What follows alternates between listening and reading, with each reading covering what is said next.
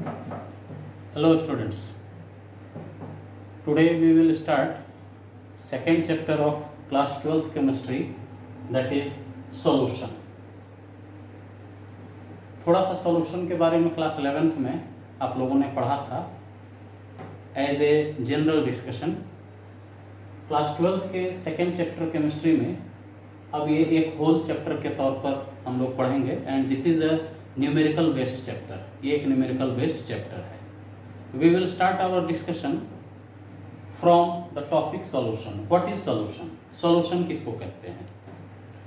Solution, it is a homogeneous mixture.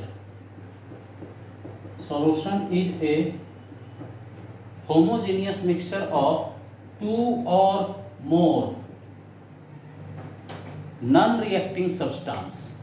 दो या दो से अधिक केमिकली न रिएक्ट करने वाले सब्सटेंस आपस में मिलकर जब एक होमोजेनियस मिक्सचर बनाते हैं तो उस मिक्सचर को ही कहा जाता है सॉल्यूशन. अब होमोजेनियस मिक्सचर क्या है? What is homogeneous mixture? Homogeneous mixture में different components of the mixture के जो अलग अलग कंपोनेंट्स हैं वो एक दूसरे से यूनिफॉर्मली मिक्स्ड होते हैं, एक दूसरे से यूनिफॉर्मली मिले हुए रहते हैं एंड टू और more components of the solution becomes one. जो भी कंपोनेंट्स उसमें मिले हुए हैं एक दूसरे से मिलकर सिंगल हो जाते हैं, एक हो जाते हैं. वो नॉर्मली क्लियर होते हैं और ट्रांसपेरेंट होते हैं. This is the property of A homogeneous mixture and hence property of A solution. Normally एक सॉल्यूशन में दो कंपोनेंट्स होते हैं, solvent and solute.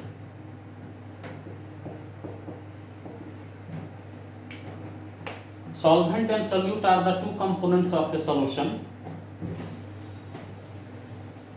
For future discussion, we will always consider solvent as A and solute as B. Solvent को A और solute को B मानकर हम हमेशा चलेंगे. एक सॉल्यूशन का एग्जांपल हम लोग लेते हैं sugar and water solution. Sugar plus water solution.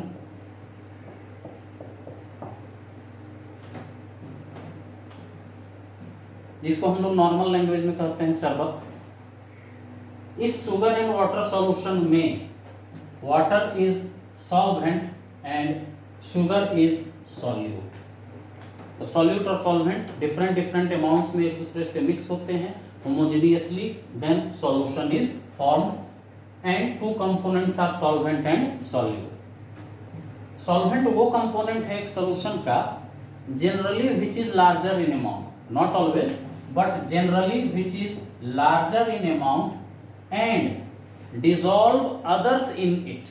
दूसरों को जो अपने में घोलता है और ज़्यादातर अमाउंट में ज़्यादा होता है वो कहलाता है solvent and which get dissolved, जो घुल जाता हो and generally is smaller in amount is called solute. उसको जो है solute कहा जाता है. Not always but general definition of solvent and solute is like this. Those component which dissolves other in it are called solvent and those component which get dissolved in the solvent are called solute. Thus the two part of the solution is solute and solvent. Solute और solvent के amount के हिसाब से एक solution में solute और solvent के amount के हिसाब से it is termed as, it can be termed as concentrated solution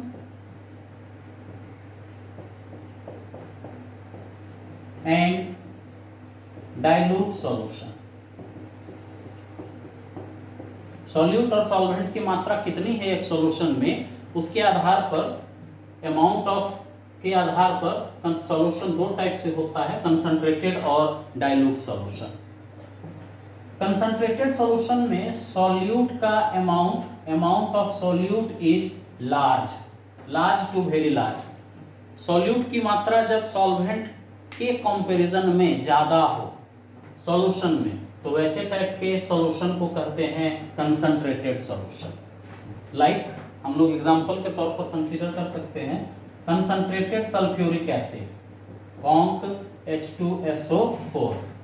generally concentrated sulphuric acid में 60 to 98% तक सल्फ्यूरिक एसिड होता है। H2SO4 के पार्टिकल्स होते हैं 60 to 98% और रेस्ट अमाउंट जो है वो वाटर होता है। तो we can see water is less in amount and solute that is H2SO4 is higher in amount. So whenever solute is greater in comparison of solvent, then this is called concentrated solution. और उसके opposite है dilute solution. Dilute solution उसको कहते हैं जहां पर solvent जो है it is present in larger amount in comparison of solute. Amount of solute is less and amount of solvent is larger, higher in comparison in the solution. Therefore, that type of solution is called dilute solution. Simply अगर हम लिखें dilute HCl, तो dilute HCl लिखने का मतलब है इसमें water का कंटेंट, वाटर की मात्रा हाई होगी और HCl के पार्टिकल्स वो लो होंगे। Consider 10% HCl. This percentage indicates that if 100 gram of HCl is taken, only 10 gram of HCl molecule is present in it and rest 90 gram of the molecule is of water. तो जहां पर amount of solute less होता है वो dilute solution, जहां पर amount of solute high होता है वो concentrated solution. तो this is general information about a solution. ये एक solution के बारे में एक general information है. Now we will switch to first topic of the chapter, that is expressing concentration of solution. Solution के कंसंट्रेशन को एक्सप्रेस करना, व्यक्त करना। एक सॉल्यूशन में हमने देखा दो कंपोनेंट्स हैं सॉल्वेंट एंड सॉल्यूट। उस सॉल्वेंट और सॉल्यूट के अमाउंट को अलग अलग तरीकों से एक्सप्रेस कैसे करते हैं, this is the topic expressing concentration of solution, जिसमें हम लोग 7-8 डिफरेंट पॉइंट्स को देखेंगे। Mass percentage, volume percentage, mole fraction, parts per million, molarity, molality and normality. These are the different topics in which we will try out to find out the concentration of solute and solvent in given solution. किसी भी दिए गए solution में solute और solvent की मात्रा को पता करने का अलग अलग तरीकों में से हम लोग उन 7 तरीकों को पढ़ेंगे। That is the first topic, expressing concentration of solution. इसमें 2 टॉपिक हम लोग कंपैरेटिव वे में साथ साथ पढ़ेंगे। Mass percentage and volume percentage.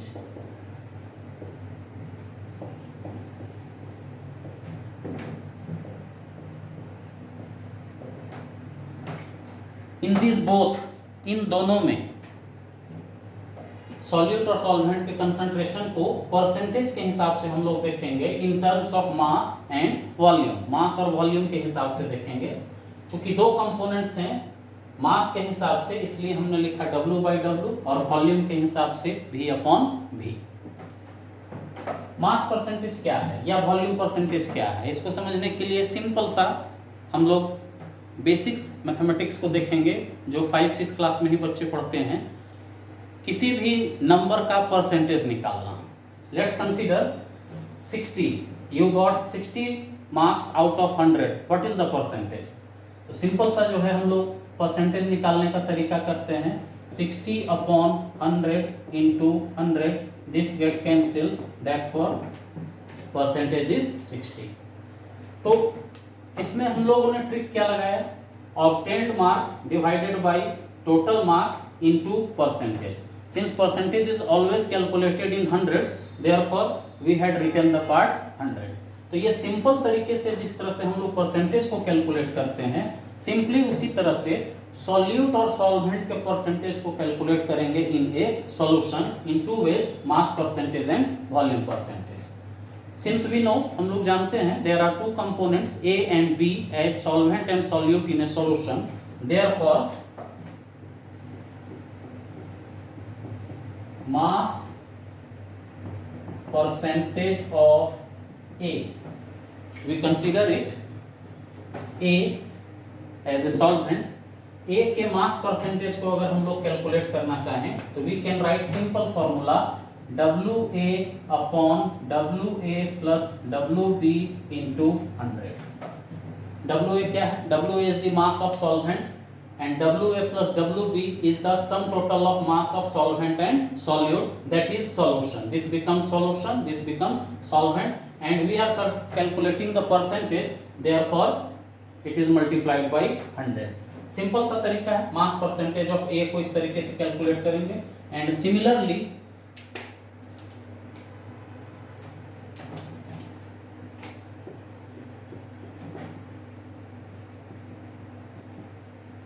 Mass percentage of B, B के मास परसेंटेज को सिमिलरली इसी तरीके से हम लोग कैलकुलेट कर लेंगे. Very simple formula WA upon WA plus WB into 100. This is the solute upon solution into 100. और जो हम लोगों ने फॉर्मूला लिखा है उसी को डिफाइन कर देंगे. इसको कैसे डिफाइन करेंगे? The ratio, this is the ratio, the ratio of mass of one component to the mass of total component in per 100 part is known as mass percentage. उसको हम लोग मास परसेंटेज कहते हैं. सिमिलरली जब हम लोग volume percentage को बोलेंगे तो सिंपल इसी तरह से फॉर्मूला लिख देंगे. Volume percentage of A equals to VA upon VA plus VB into 100.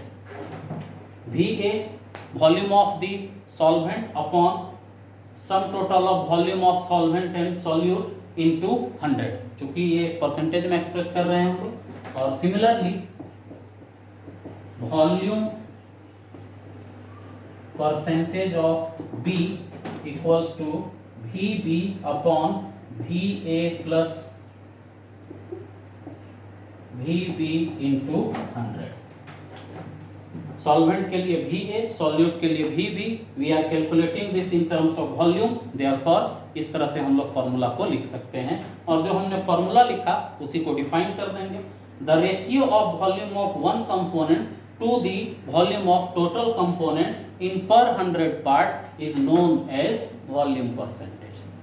तो हमको कंसंट्रेशन ऑफ सॉल्वेंट और कंसंट्रेशन ऑफ सॉल्यूट पता करना हो in terms of mass and volume percentage, this is the simplest way to calculate the percentage according to mass and volume of any components of given solution.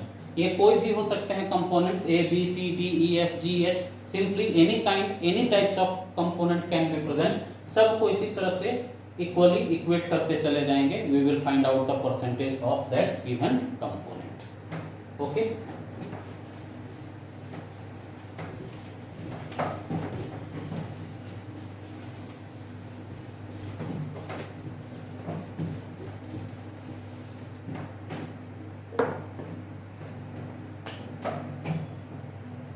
Now the third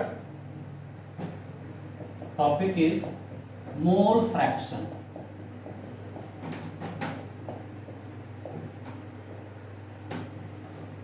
Mole fraction is denoted as x. Mole का fraction.